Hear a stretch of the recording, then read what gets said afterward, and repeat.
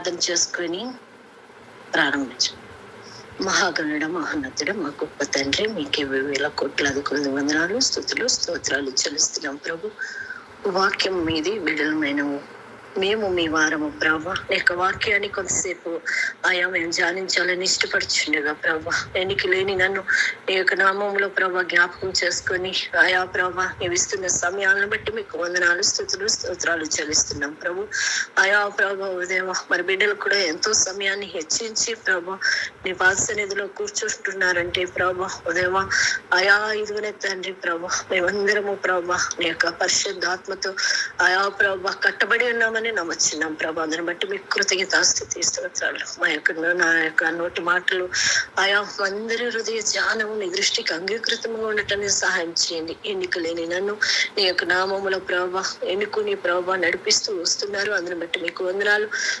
మరి ముఖ్యంగా నా మాటలైతే వట్టిపాటుగా మిగిలిపోతాయి, కానీ మీ మాటలైతే మాకు జీవ మాటలు కాబట్టి ప్రభా మమ్మల్ని మేము సరిదిద్దుకోవటానికి ప్రభా దేవాని యొక్క వాక్యం ద్వారా మీరు మాతో మాట్లాడి నీ పరిశుద్ధాత్మ నడిపింపును దయచేసి ఆశీర్వదించమని మా ప్రభువు యేసు క్రీస్తు నామమున వేడుకుంటున్నాం తండ్రి, ఆమేన్. పరిశుద్ధుడైన మత్తయి గారు రాసిన మత్తయి సువార్త 20వ అధ్యాయము 20 నుండి 22వ వచనం వరకు కూడా చదువుకుందాం. అప్పుడు జెబెదయి కుమారుల తల్లి తన కుమారులతో ఆయన యొద్దకు వచ్చి నమస్కారం చేసి ఒక మనవి చేయబోగా, నీవేమి కోరుచున్నావని ఆయన్ని అడిగాను. అందుకు ఆమె, నీ రాజ్యమందు ఈయన 2 కుమారులలో ఒకడు నీ కుడి వైపునను ఒకడు నీ ఎడమ వైపునను ఒకడు కూర్చుండ సెలవిమ్మని ఆయనతో అనెను. అందుకు యేసు, మీరేం అడుగుచున్నారో అది మీకు తెలియదు. నేను త్రాగబోవు గిన్నెలోనిది మీరు త్రాగగలరా అని అడుగుగా వారు త్రాగగలమనిరి. ఈ యొక్క సమయంలో ఈ యొక్క మాటలను మనమందరం చాలా సార్లు ఈ యొక్క వాక్య భాగాన్ని విని ఉన్నాం. కానీ ఇక్కడ మత్తయి సువార్తికుడు ఈ రీతిగా రాస్తే, మార్కు సువార్తికుడు తన కుమారులే వెళ్ళి అక్కడ దేవుణ్ణి అడుగుతున్నట్లుగా మనకి మార్కు సువార్త 10వ అధ్యాయంలో భాగాల్లో మనం చూడగలం. ఇక్కడ తల్లి యొక్క విన్నపం కదా. ఈ దినాల్లో తల్లుల యొక్క పాత్ర చాలా తక్కువైపోతుందేమో అనిపిస్తున్న దినాల్లో ఉంటున్నాం. ఎందుకంటే తల్లి యొక్క పాత్ర దేవుని యొక్క నామములో బిడ్డలను పెంచడం కానీ కుటుంబాన్ని చూసుకోవటం కానీ జరుగుతూ ఉండేది. కానీ ఈ దినాల్లో కుటుంబ అవసరతల నిమిత్తము తల్లి ఉన్న బిడ్డలు బయటకి వెళ్ళటం వల్ల కొంత ఈ సమయాన్ని హెచ్చించలేని పరిస్థితుల్లో ఒకసారి ఉంటున్నామేమో అన్నది ఈ దిన వాక్య భాగం మనకి గుర్తు చేస్తుంది. జెబెదయి కుమారుల తల్లి, ఇక్కడ ఈ యొక్క 2 వాక్య భాగాలు మనం చూసినట్లయితే మత్తయి సువార్త కన్నా మార్కు సువార్తికుడు ముందే ఆ యొక్క మార్కు సువార్తను లిఖించినట్లుగా మనం చూస్తాం. కానీ పరిశుద్ధాత్మ ఒక క్రమమైన దానిలో దేవుని వాక్యాన్ని రాయించడంలో పరిశుద్ధాత్ముడు మత్తయి సువార్తను మొదటిగా పెట్టాడు. కాబట్టి కుమారులే ముందుగా ఆ దేవుని యొక్క రాజ్యములో కుడివైపున ఒకరు ఎడమవైపున ఒకరు ఉండాలని ఆశించిన వ్యక్తులుగా మనం చూస్తున్నాం. ఎందుకంటే మనము కూడా ఈ యొక్క లోకములో ఒక పాస్టర్ గారు కానీ పాస్టర్లు కానీ ఎవరితో అన్నా మనం సహవాసం చేసేటప్పుడు వారితో మనము ఉండాలి అని మన యొక్క ఆలోచనలు ఉంటాయి. వారిని ఎంతగానో ప్రేమిస్తాము, వారితో సమయాన్ని గడిపించడానికి ఇష్టపడతాం. అలాగే నీ ప్రభువైన యేసుక్రీస్తు వారి పక్కన వారిద్దరు కూడా ఉంటూ వస్తూ ఉండేవారు. అయితే ఈ రకమైన శారీరకమైన విధానాల్లో వాళ్ళ పక్కన ఉండటం వల్ల మనకి ఏమీ రాదు అనుకున్నారో ఏమో తెలియదు, కానీ వారికి ఒక చక్కని ఆలోచన కలిగింది. ఈయనకు ఒక రాజ్యం ఉంది, ఆ రాజ్యములో కుడివైపున ఒకరు ఎడమవైపున ఒకరు కూర్చుండాలన్న ఆశ తన తల్లితో పంచుకున్నట్లుగా మనం చూస్తాం. తల్లి దగ్గరికి వెళ్ళి వారి యొక్క ఆశను ప్రభువైన యేసుక్రీస్తు వారిని అడిగినట్లుగా మార్కు సువార్తలో మనం చూస్తాం. కాబట్టి వారి యొక్క ఆశను తల్లికి చెప్పినప్పుడు తల్లి తన కుమారులు ఏం అడిగినను ఆ పనిని చేయటానికి తల్లులు సాయశక్తులుగా ప్రయత్నిస్తారు. అదే విధానము ఇక్కడ జరిగినట్లుగా మనం చూస్తాం. ఒక తల్లి యొక్క విన్నపంగా ఈ యొక్క మాటల్ని మనం జ్ఞాపకం చేసుకున్నట్లయితే మన యొక్క వాక్య భాగము ఒక తల్లి యొక్క విన్నపం చేసినట్లుగా మనం అంశాన్ని పెట్టుకున్నట్లయితే ఇక్కడ తల్లి వచ్చింది, జబదీయ కుమారుల తల్లి. జబదీయ అనే మాటకు అర్థాన్ని చూస్తే, జబదీయ అంటే తన భర్త. జబదీయ అనే మాటకి మనం అర్థాన్ని చూసినట్లయితే దేవుని వరము అనేసి మనం చూడొచ్చు. ఇతడు గలిలయ ప్రాంతంలో ఒక జాలరిగా ఉన్నాడు. అంతేకాకుండా వాడలను, ఆ యొక్క దోణలను తయారు చేసే పనిలో గొప్ప నైపుణ్యత కలిగిన వ్యక్తిగా మనం చూస్తున్నాము. అది తనకి ఏదైతే విద్య వచ్చిందో, ఏ వృత్తిలో అయితే ఉన్నాడో ఆ వృత్తిని కుమారులకు కూడా నేర్పించడం జరిగింది. వారు కూడా చాలా ప్రావీణ్యత పొంది ఉన్నారు ఆ యొక్క జాలరి విషయంలో. అంటే ఆ జాలర్లుగా వాళ్ళు ఉంటూ ఆ యొక్క దోణలను సరిదిద్దుకుంటూ సంపన్నమైన కుటుంబములో ఆ కుటుంబం ఉన్నట్లుగా మనం చూస్తున్నాం. ఏ రకమైన వారికి ఆర్థిక స్థితిగతులు లేవు, కానీ అనేకులకు ఉద్యోగం ఇచ్చే పరిస్థితుల్లో జబదీయని నిలబెట్టినట్లుగా మనం చూస్తాం. జబదీయ గారికి ఆయన యొక్క పేరుకు తగ్గట్లుగా దేవుని వరం గాని, దేవుని సమాధానం గాని అని మనకు అర్థాలు ఇస్తాయి. అంటే వీరు ఆర్థిక విధానములో ఎక్కడ ఏమీ తక్కువ లేరు, కానీ ఆధ్యాత్మిక విధానాల్లో కూడా తక్కువ లేదు అని తన తల్లి నిరూపిస్తుంది. తల్లి, ఈమె జబదీయ కుమారుల తల్లి పేరు సలోమి. సలోమి అంటే సమాధానము కలిగిన స్త్రీగా ఉంది. అంతేకాకుండా చిన్ననాటి నుండి కుమారులను గాని, భర్తను గాని, కుటుంబాన్ని దేవుళ్ళో నడిపించుకోగలిగిన ఒక స్త్రీగా మనం చూస్తున్నాం. దేవునితో ఆమె ఏమైతే విశ్వాసాన్ని చేపట్టిందో ఆ విశ్వాసాన్ని వారిపై ఆపాదించడం మనం చూస్తాం. ఎందుకంటే కుమారులు వారి యొక్క విధానములో దేవుడు వారి యొక్క పనులు చేసుకుంటున్న రీతిలో ఉన్నప్పుడు ప్రభువైన యేసుక్రీస్తు వారు శిష్యులుగా ఏర్పాటు చేసుకునేటప్పుడు ఆ యొక్క యాకోబు యోహానుల దగ్గరికి రావటం జరిగింది. యాకోబు గారే మొట్టమొదట దేవుని తెలుసుకున్నారు. అక్కడ తన కుమారుడు, తన సహోదరుడు కూడా ఉన్నప్పుడు అక్కడ శిష్యుల్ని ఏర్పాటు చేసుకునే విషయంలో అన్నదమ్ములు ఇద్దరు అక్కడ పని చేసుకున్నప్పుడు ప్రభువైన యేసుక్రీస్తు వారు వచ్చి నన్ను వెంబడించండి అంటారు. వెంబడించమని పలికిన మరుక్షణము మారు మాట చెప్పకుండా తను చేస్తున్న వృత్తిని, తన పనిని వదిలిపెట్టి వెంటనే, లేదంటే ఈ పని చేసి పని ముగించి లేకపోతే మా తల్లిదండ్రులకు చెప్పి వస్తామని అనలేదు, కానీ పరిశుద్ధాత్మ దేవుడికి లోబడిన విధానాన్ని మనం చూస్తాం. అంటే తల్లి అట్టి ఆధ్యాత్మికమైన స్థితిలో నడిపించింది అనటానికి ఇదొక నిదర్శనంగా మనం చూడొచ్చు. ఎప్పుడైతే ప్రభువైన యేసుక్రీస్తు వారిని వారు వెంబడిస్తూ వస్తున్నారో ఆయనకు ఒక రాజ్యం ఉందని గుర్తించారు. ఆ రాజ్యములో మనమే ఉండాలి. ఇప్పుడు ఉంటున్నాము, ఇద్దరము ఇరు పక్కల కూర్చుంటున్నాము, కానీ ఆయన యొక్క రాజ్యములో మనము ఉండాలి అనుకున్న ఆలోచన వారికి వచ్చిన తోడైన ప్రభువైన యేసుక్రీస్తు వారితో ఆ మాటను పంచుకోవటం జరిగింది. తర్వాత తల్లి ద్వారా విన్నపాలు చేయటానికి ఈ యొక్క జబదీయ తల్లి దేవుని సన్నిధికి వచ్చి ఆయనతో ఒక విన్నపం చేసుకుంటుంది. ఆయన యొద్దకు వచ్చి నమస్కారం చేసి ఒక మనవి చేస్తుందంట. ఏంటమ్మా మనవి అంటే, నీవేమి కోరుచున్నావని ఆయన అడిగాను. అందుకు ఆయన, ఇది ప్రభువైన యేసుక్రీస్తు వారు చెప్తున్నారు, నువ్వేం కోరటానికి వచ్చావు, అసలు నా దగ్గరకు వచ్చావు, ఎందు నిమిత్తం నా దగ్గరకు వచ్చావు అని. ఎంత మంచి కోరిక తల్లికి కలిగి ఉందండి. ఈ లోకాల్లో ప్రతి ఒక్కరూ తన బిడ్డలు ప్రయోజకంగా ఉండాలి అని ఆలోచిస్తామే గాని వారు ఎంతగా కష్టపడి ఎంతగా పైకి అభివృద్ధిలోకి వస్తే ఎంతో సంతోషపడతాం. కానీ ఆధ్యాత్మికమైన గురువుగా తల్లి ఎప్పుడూ ఉండాలి.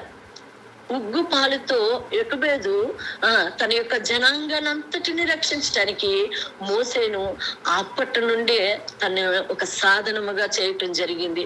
ఈ యొక్క బైబిల్లో ఉన్న తల్లులందరూ నిజానికి ఎంత గొప్ప విశ్వాస వీరులుగా మనకు కనబడతారో, వారి యొక్క జీవితాలు ఎంతకైనా ఎన్నదగినవి కదా. ఘనమైన స్త్రీలు వారు, వారి యొక్క కుమారుల్ని ఆ యొక్క ఉగ్గుపాల నుండి నడిపిస్తున్నారు. మరి నీవు నేను మనకిచ్చిన మన బిడల్ని సండే స్కూల్ అనే ఆ యొక్క బడిలోకి, ఆదివారపు బడిలోకి ఎంతమంది బిడ్డలను మనం తీసుకెళ్తున్నాము? మనమే సరిగ్గా సమయానికి వెళ్ళలేకపోతున్నామా?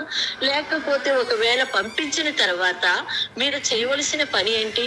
ఎందుకంటే స్కూల్స్ కి ఎంతో మంచి మంచి స్కూల్స్ చూసుకొని ఆ యొక్క కాన్వెంట్లలో మనం వారి యొక్క ఫ్యూచర్ ని ఎప్పుడో ఏమవుతుందో తెలియదు, కానీ ఎప్పుడో ముందున్న దానికోసం ఆలోచించి ఎక్కడ స్టడీ బాగుంటుందో అక్కడ మన బిడ్డలను పెట్టడానికి ఇదవుతాం. కానీ మనకు స్థానిక సంఘాల్లో ఫ్రీగా దేవుని యొక్క వాక్యాన్ని బోధించే సండే స్కూల్ కి మాత్రం పంపించడానికి ఇష్టపడము. సండే స్కూల్ యొక్క ఆ యొక్క నారు మరి అప్పుడే దేవుని వాక్యాన్ని మనం వేయాలి. మనము ఎన్ని చెప్పినా ఒకవేళ మన యొక్క ఇంటిలో మన బిడ్డలను తర్బీదు చేసినా అది పెద్ద ఇది కాదు. అలా అయితే అలా తర్బీదు చేసేసుకుంటే మనమే ఇంట్లో బిడ్డల్ని ఎల్కేజీ నుండి పీజీ వరకు మనం చదివించేసుకోవచ్చు కదా. అట్లా కుదరదు. ఎందుకంటే మన మాటలు ఎంతవరకు గృహంలో ఎంతవరకు చెప్పగలమో అంతవరకే చెప్పగలము. కానీ దేవుని బిడ్డల దగ్గరకు పంపించేటప్పుడు అనుకోని రీతిగా బిడ్డల విశ్వాసాన్ని మొలకెత్తడానికి దేవుని యొక్క వాక్యం ఎంతగానో దోహదపడుతుంది. అటువంటి పరిస్థితులకి ఒకవేళ వెళ్ళిన తర్వాత అక్కడ పరిస్థితులు బాగాలేదు, లేకపోతే ఆ టీచర్ బాగాలేదు ఇది అని బిడ్డలు ఏదైనా ఒకవేళ చెప్పినప్పటికీ వారిని ఎట్లా మౌల్డ్ చేయాలంటే, ఎందుకంటే మనము కాన్వెంట్లో డబ్బులు కడుతున్నాం కాబట్టి ఆ టీచర్ల మీద మంచి మనస్సాక్షి పెంపొందించేలా చేస్తాను. నువ్వు బాగా చదువుకుంటే మీ టీచర్ నిన్ను మెచ్చుకుంటుందిరా అని. అదే విధంగా ఈ సండే స్కూల్ కి పంపించిన బిడ్డల్ని కూడా మనం ఏం చేయాలా? అట్లా తరబితి చేయాలా. నానా నువ్వు వెళ్ళటం వల్ల నీకు ఎంతో దీవెన వస్తుంది కదా, నువ్వు ఎంతో బ్లెస్ అవుతున్నావు కదా, టీచర్ గారు కూడా తర్వాత నిన్ను ఎంతో ప్రేమిస్తుంది, టీచర్ చాలా మంచిది అన్న చెప్పే విధంగా ఉండాలి. అంతేకాకుండా ఒకవేళ వాళ్ళు ఏదైతే బోధిస్తున్నారో, ఎంత బోధిస్తున్నారో అన్నది కూడా తెలుసుకోవలసిన బాధ్యత మనపై ఉంది.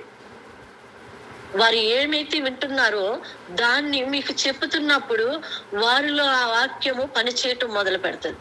మీరు పంపించాము వచ్చాము సరేలే అనుకుంటే వారిలో విశ్వాస జీవితం మొలకెత్తడానికి ఏమాత్రము ఉండదు కదా. దేవుని వాక్యం అనే విత్తనాన్ని ఆ యొక్క టీచర్స్ వేస్తున్నప్పుడు మనం ఏం చేయాలి? దాన్ని దేవునిలో నడిపించటానికి నీరనే వాక్యము ద్వారా, మన మాటల ద్వారా దేవుని వాక్యాన్ని జతపరిచి బిడ్డల్ని ప్రోత్సహించే తల్లిగా ఉండాలి. ఇక్కడ జబదీయ తల్లి ఆ రీతిగా ఉంది కాబట్టే ప్రభువైన యేసుక్రీస్తు వారు పిలిచినప్పుడు మారు మాట మాట్లాడకుండా ఆయన్ని వెంబడించడం జరిగింది. వెంబడించిన వీరు అది కొనసాగించకుండా నిలిచిపోయారా అంటే వారు కొనసాగించకుండా నిలిచిపోలేదు. వారు దేవునితో నడుస్తూ వచ్చారు. ఎప్పుడైతే ఆయన చనిపోయాడో, ఆయన పునరుద్ధానుడయ్యాడో వెంటనే వారికి మరలా వారి పనిపాట్లలో వెళ్ళిపోవటం మొదలయ్యారు. కానీ అక్కడ పరిశుద్ధాత్మ దేవుడు వారిని ప్రేమించినప్పుడు, దర్శించినప్పుడు వారి జీవితాలు ఎంతో ప్రభావితమయ్యాయి. వారు ఆర్థికమైన పనులు చేస్తూ కూడా దేవుని సేవకు ఆ డబ్బుని ఎంతగానో ఉపయోగిస్తూ, అంటే చరిత్రలో ఈ మాటలు మనం చూడగలం. జబదీ యొక్క కుమారులు కూడా దేవుని సేవకి ఎంతగానో ఉపయోగపడినట్టుగా. ఎందుకంటే జబదీ కుమారుల తల్లి సలోమి తన యొక్క గృహాన్ని ఒక గృహాన్ని ప్రార్థనా మందిరంగా మార్చిన తల్లి. ఎందుకంటే ఆ విషయాలు మనకు మార్కు సువార్తలో కనబడుతుంటే, రోదే అనే స్త్రీ, ఎందుకంటే పేతురు అనే భక్తుడు చెరసాలలో ఉన్నప్పుడు రోదే అనే స్త్రీ ఆ యొక్క చిన్న బిడ్డ పేతురు యొక్క స్వరాన్ని విని, అంటే ఆ యొక్క చిన్న గృహంలోనే వారు అనేకులు, ఎందుకంటే సునగోగులు అనేవారు. ఆ దినాల్లో మందిరాలు లేవు. సునగోగులు అంటే 2-3 ఎక్కడైతే ఏకీభవిస్తారో అక్కడ ఆయన సన్నిధి ఉందని నమ్మేవారు. వారి ఇంటింట వారి యొక్క ప్రార్థనలు జరుగుతూ ఉండే. అలాగే పేతురు గారి విషయంలో ఆ ఇల్లును అక్కడున్న విశ్వాసులందరూ వాడుకున్నట్లుగా మనం చూస్తున్నాం. వీరి యొక్క గృహము వారికి మేలుకరంగా దేవుని యొక్క సువార్తకు, అంటే ఒక తల్లి రక్షింపబడితే మనకు కూడా ఒక ఒక సామెత ఉంటది కదా, తల్లి చదువుకున్నది అయితే గృహమంతా వెలుగుమయమై ఉంటది అంటారు.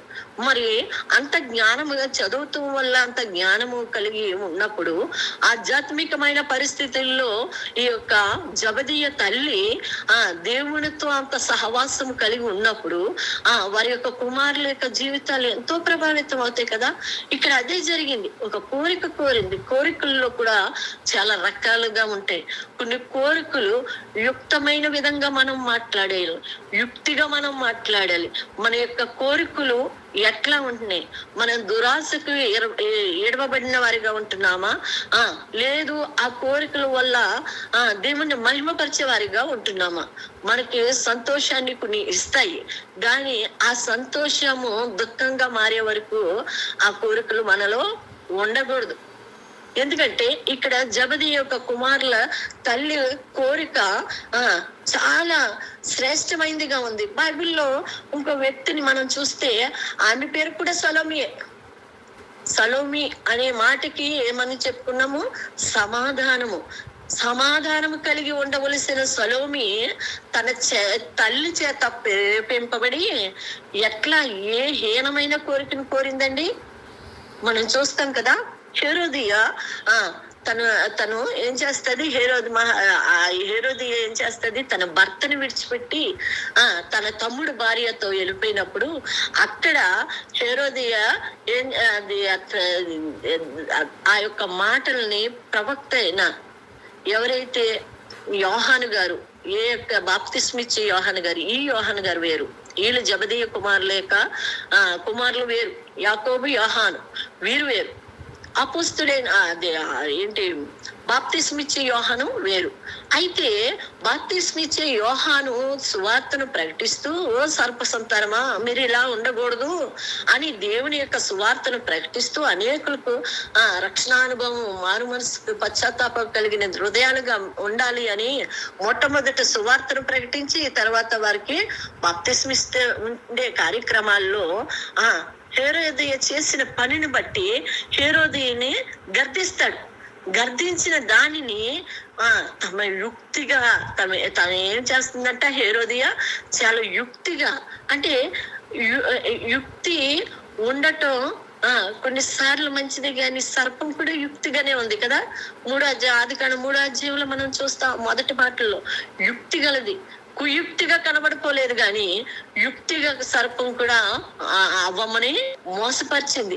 ఇక్కడ హేరోదియ కూడా యుక్తిగా నడుస్తుందంట. సమయం కొరకు కనిపెట్టింది. ఒకనొక సమయం వచ్చింది, తన కూతురు అయిన సలోమి తన యొక్క ఒక బర్త్డే దినాన్ని హేరోది రాజు అక్కడ ఉన్నప్పుడు ఆయనతో అది ఏం చేస్తుందంటే, వారి దగ్గర నాట్యం ఆడే ముందు నువ్వు నాట్యం చేస్తావు కదా, వారు చాలా సంతోషిస్తారు. సంతోషించిన సమయంలో నీవు ఈ కోరిక అడుగు అంటే తల్లి చేత ప్రేరేపింపబడుతుంది. ఏంటి ఆ కోరిక అంటే, ఎవరైతే గర్దించినప్పుడు మనము ఆ గర్దింపును అసహ్యంగా తీసుకుంటే మన యొక్క జీవితం ఏంటంటే పశుప్రాయంగా మారిపోతుందంట. మనము గర్దించే మాటను మనము ఆహ్వానించినప్పుడు మన యొక్క జీవితము చాలా పరిమళ వాసనగా మనం మారుతామంట. కాబట్టి కొన్ని గర్దింపులు దేవుని యొక్క వాక్యము మనల్ని గర్దించినప్పుడు, దేవుని యొక్క ప్రవక్తలు గర్దించినప్పుడు ఆ గర్దింపుకు తను లోబడి ఉంటే బాగున్ను. తను లోబడలేదు కదా, యుక్తిగా సమయం కొరకు కనిపెట్టింది. ఒకనొక సమయం వచ్చింది, సలోమికి చెప్పింది, ఆ యొక్క నాట్యం ఆడింది. సలోమి సమాధానమే, పేరుకైతే సమాధానమే, కానీ హీనమైన కోరికను కోరింది తన తల్లి యొక్క ప్రేరణ వల్ల. ఎప్పుడైతే హీనమైన కోరికను కోరిందో అక్కడ బాప్తిస్మిచ్చే యోహాను గారి యొక్క తలను నరికి తన యొక్క ఆ యొక్క పళ్ళెంలో తెచ్చి, దానివల్ల తనకి ఏమన్నా యూజ్ ఉందా? యూజ్ లేదు. కానీ కొన్నిసార్లు భయంకరమైన వ్యక్తులతో మనం సహవాసం చేస్తున్నప్పుడు భయంకరమైన స్థితిగతులు మనలో కూడా చొరబడతాయి. అందువల్లే ఈ యొక్క సలోమి హీనమైన కోరికను కోరి ఘోరమైన పాపానికి గురైనట్లుగా మనం చూస్తాం. తన బిడ్డను స్వార్థం కొరకు వాడుకుంది. తన బిడ్డను ఒక తల్లే గాని ఇవన్నీ కూడా బైబిల్లో మనకి రాసించాడంటే దేవుడు మనల్ని మనం సరిదిద్దుకోవటానికి అన్నది మనం జ్ఞాపకం చేసుకోవాలి. తన బిడ్డను స్వార్థం కొరకు వాడుకుని నీచమైన కోరికలు కోరింది హేరోదియా. బిడ్డలను వెంట పెట్టుకుని ప్రభు దగ్గరకు వెళ్ళిన ఈ యొక్క స్త్రీ జబదేయి కుమారుల తల్లి తన కోరికను ఎంత వ్యత్యాసమండి, ఎంత వ్యత్యాసం, ఎంత ఘనమైన తల్లి ఈ యొక్క జబదేయి కుమారుల తల్లి. ఈ సొలోమి ఎంత విశ్వాసరాలు కదా, అనుకు కలిగిన భార్యగా ఉంది. బిడ్డల యొక్క భవిష్యత్తు యొక్క గొప్ప తలంపులు కలిగి ఉంది. మనమైతే ఈ లోక సంబంధంగానే వారి మీద తలంపులు కలిగి ఉంటాము. వారు మంచిగా సెటిల్ అయిపోయి వారు మంచిగా ఇదవుతే చాలు అనుకుంటాము. కానీ ఇహలోక సంబంధమైన ఎంత కాలం మనం గొప్పగా బతికినా లేదంటే పేదగా బతికినా వాళ్ళు చచ్చిపోతున్నారు, మనము చచ్చిపోతున్నాం. కానీ రేపు పొద్దున్న ఎక్కడికి వెళ్తున్నాము మనకు ఒక నిరీక్షణ ఉంది కదా. హిందువులైతే ఇంకో రకంగా పుడతాము, పాపాలు చేస్తే కుక్కలాగా నక్కలాగా పుడతాం అనుకుంటాం. కానీ మనకి దేవుడిచ్చిన ఈ యొక్క పవిత్రమైన జన్మలో మనం ఎంతగా మనము కరెక్ట్ గా ఉంటున్నామో, మన బిడ్డల్ని మన కుటుంబాన్ని ఎట్లా దేవునిలో నడిపించుకుంటున్నాము, మనము విశ్వాసము ఉంచింది దేవుని వాక్యంపై అయితే నామకార్థ క్రైస్తవులుగా మనం మిగిలిపోం గాని గొప్ప ప్రార్థన యోధులుగా మనం తయారవగలం. ఈనాడు తమ కుమారులను సంపాదించి వారికి ఏమి ఇవ్వాలనేసి ఆలోచిస్తున్న మన యొక్క జీవితంలో మనము ఎట్లా కోరుకున్నామా? దేవుని కృపలో దేవునితో నడాలి అనుకుంటామా? నడాలి అనుకుని చర్చకు వస్తే చాలు అనుకునే వారిగా మారిపోతున్నామేమో. వారు కుటుంబాలుగా ఏదో పండక్కి పబ్బానికి లేదంటే అప్పుడప్పుడు వీలైనప్పుడు దేవుని సన్నిధికి వచ్చి హాయ్ బాయ్ అంటే సరిపోతుంది అనుకుంటున్నామేమో. కానీ మన యొక్క కుటుంబాల్లో మనం అంత దేవునితో ఉంటేనే కొన్నిసార్లు ఎన్నోసార్లు పడిపోతూ వస్తున్నాము కదా. మరి వారు ఏ దేవునితో సహవాసం చేయకుండా మిగిలిపోతే దానివల్ల మనకి ప్రయోజనం లేదు. తల్లిగా తన యొక్క కోరిక ఎటువంటి కోరిక కోరింది? ఈ లోక సంబంధమైనదిగా కాకుండా నీకు ఒక రాజ్యం ఉందని గుర్తెరిగింది కదా. దేవుడు ప్రభుని యేసుక్రీస్తు ప్రభుని అక్కడి దేవుని యొద్దకు వచ్చి నమస్కరించి ఆయన యొక్క రాజ్యం కొరకు ఆయన రాజ్యములో తనని కుడి వైపున ఎడమ వైపుని కూర్చోబెట్టాలని ఆశించింది కదా. ఆయన ప్రభుని యేసుక్రీస్తు వారు ఆయన మరణ పునరుద్ధానమును గురించి బోధించినప్పుడు ఆయనలో పరలోక మహిమను చూసింది సలోమి. దేవుని పరలోకంలో ఉన్న ఆ పరలోక మహిమ నా బిడ్డలు స్వతంత్రించుకోలే. నా ఈ యొక్క పరలోక రాజ్యములో గొప్పవారిగా వారు ఉండాలి. ఈ లోకంలో కూడా వారు గొప్పవారిగా ఉన్నారు, అనేకులకు ఉపాధిని కల్పించే వారిగా ఉన్నారు, సంపన్న స్థితిలో ఉన్నారు. కానీ ఇది కాదు శ్రేష్టమైంది. ఒకనొక దినాన్ని ఆయనకి ఒక పరలోక రాజ్య మహిమలో నా బిడ్డలు కూడా ఉంటే బాగుందని తల్లి ఆశించింది. బిడ్డల యొక్క ఆశ తల్లి యొక్క ఆశ కదా. కొంతమంది మనస్సులో పెనవేసుకున్నప్పుడు ఒకే కలిగిన వారిగా ఉంటారు కదా. ఎప్పుడు వారి యొక్క జీవితాల్లో వారు ఎంతగా వారిని ఎంతగా ప్రేమిస్తే అంతగా వారు వెనవేసుకుంటారు. కానీ మన యొక్క ప్రేమలో ఒక సరిహద్దును పెట్టేసుకుంటాం. మన యొక్క ప్రేమల్లో ఒక సరిహద్దు ఉంటది. ఇక్కడ తల్లి కుమారుల మధ్య వారికి ఉన్న అనుబంధం ఇద్దరు యొక్క కోరికలు ఒకటే. ఆ కోరికని తీర్చుకోవటానికి ప్రభువైన యేసుక్రీస్తు వారి దగ్గరికి వచ్చారు. వారికి ఒక మహిమ రాజ్యం ఉందని గ్రహించారు.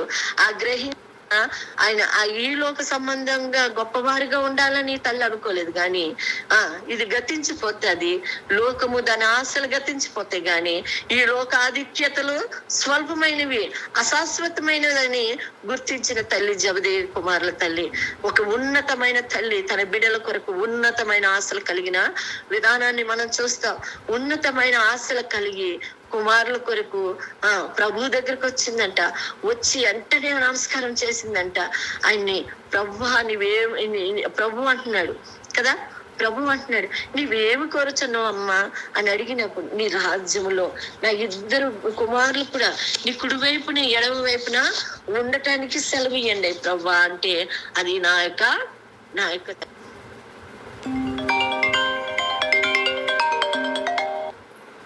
చెప్తున్నా. అక్కడ ఆ మాటల్లో ప్రభువుని యేసుక్రీస్తు వారిని 100% మానవుడిగా మనం ఆ మాటల్లో గుర్తించగలం.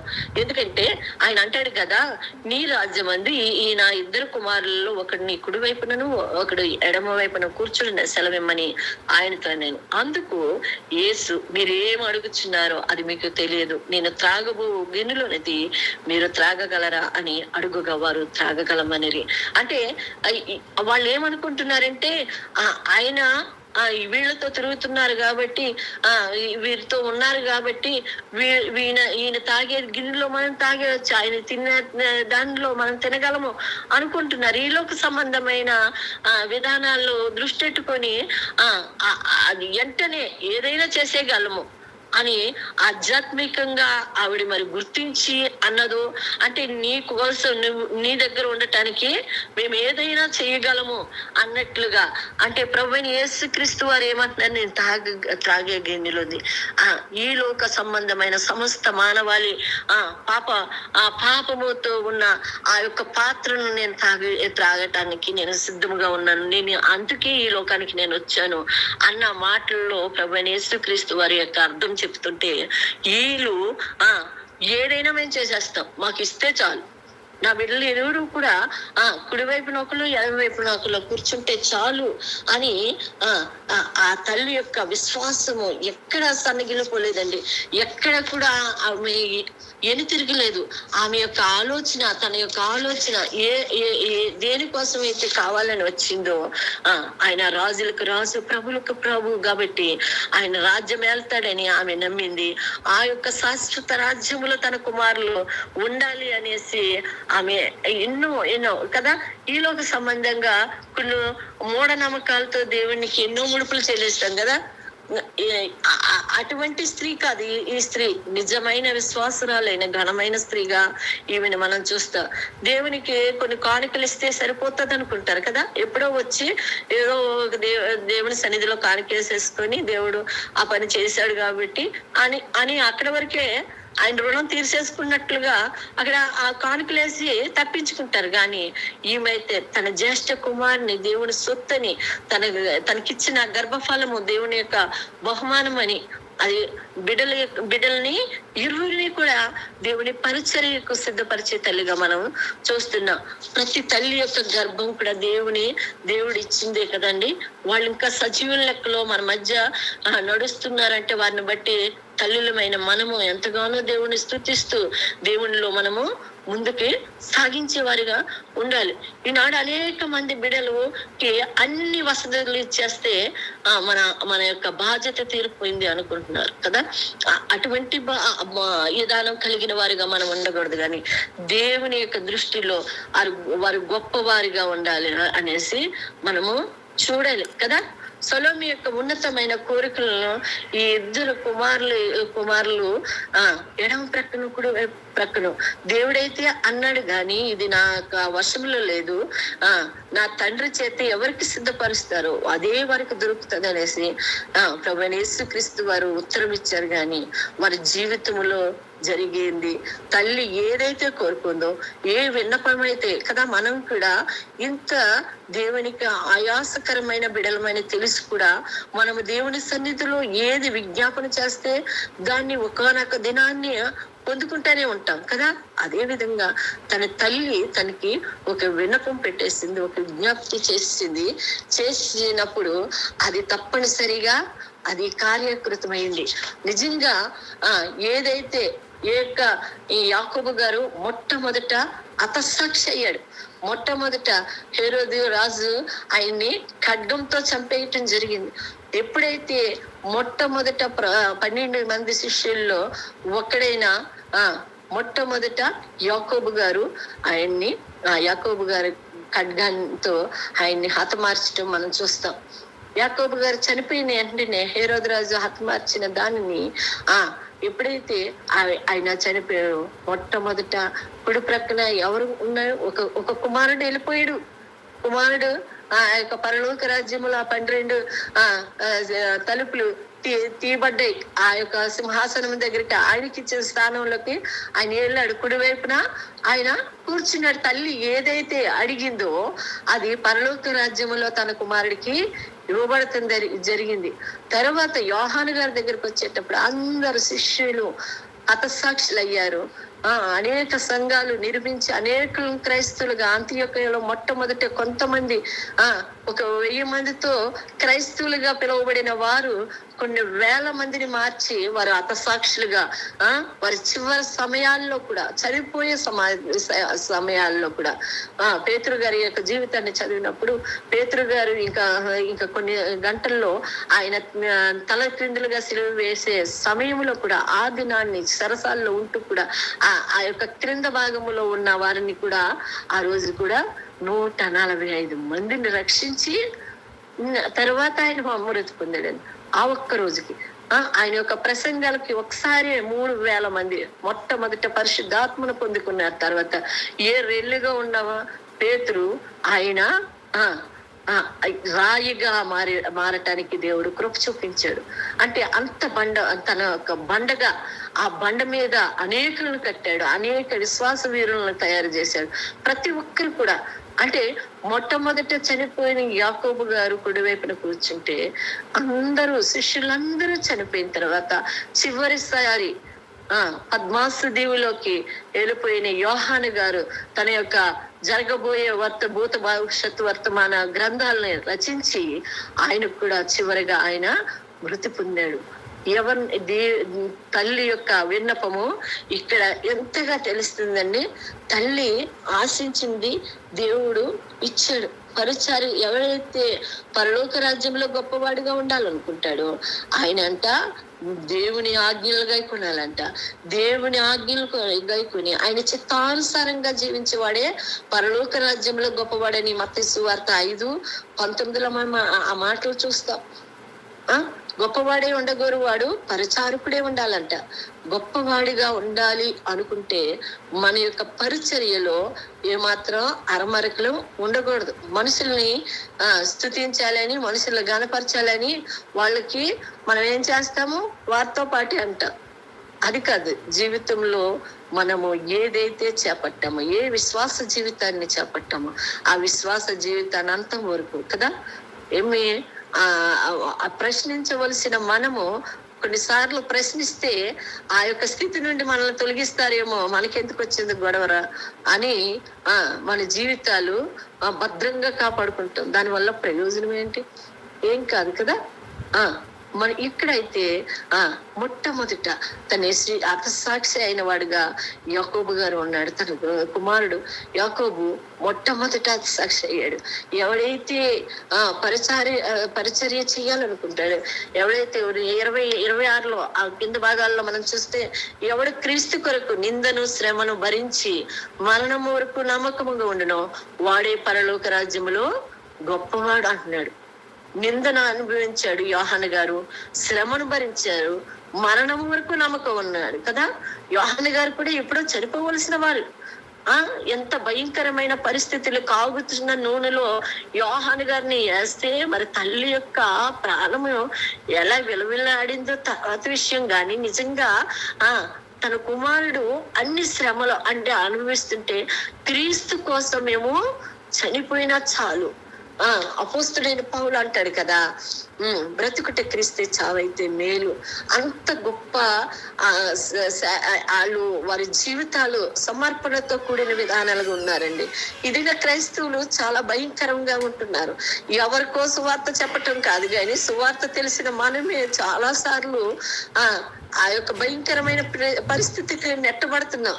ఏ యొక్క సహవాసాలు కలిగి ఉంటామో ఆ సహవాసాల్లోని మనము ముందుకు సాగుతూ వ్యర్థంగా దేవునికి ఆయాసకరంగా నిలబడుతూ వస్తున్నామేమో మనల్ని మనం పరిశీలించుకోవాలి. ఈ తల్లి ఎప్పుడైతే కుమారుడిని కాగుతున్న ఆ యొక్క యోహాను గారిని ఆ నూనెలో వేసినప్పుడు కూడా మరణించలేదటండి. బహు భయంకరంగా అయిపోయా అంటే అంత మరి నూనెలో వేయించినట్లుగా బైబిల్ గ్రంథంలో రాస్తే ఆ యొక్క చరిత్ర గ్రంథాల్లో ఆ మాటలు మనం చూస్తే మరి అటువంటి బహు భయంకరంగా ఇంకో మనుషులు కూడా చూడనొల్లని వాడిగా తయారైపోయాడు.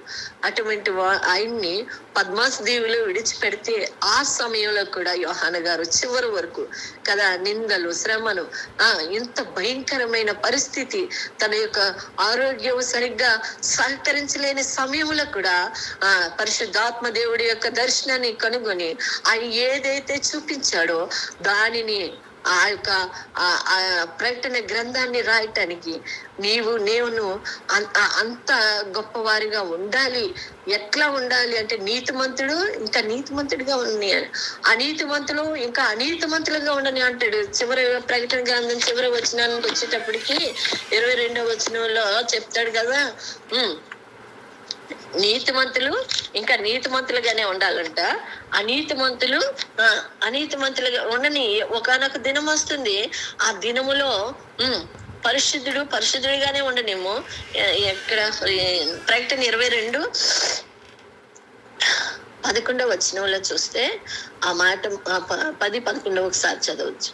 మరియు అతడు నాతో ఈలాగు చెప్పాను, ఈ గ్రంథమందు నా ప్రవచన వాక్యములకు ముద్ర వేయవలదు, కాలం సమీపించినది, అన్యాయము చేయవాడు ఇకను అన్యాయమే చేయనేమో, అపవిత్రుడైన వాడు ఇకను అపవిత్రుడుగానే ఉండనేమో, నీతిమంతుడు ఇకను నీతిమంతుడిగానే ఉండనేమో, పరిశుద్ధుడు ఇకను పరిశుద్ధుడుగానే ఉండనేమో అంటున్నాడు.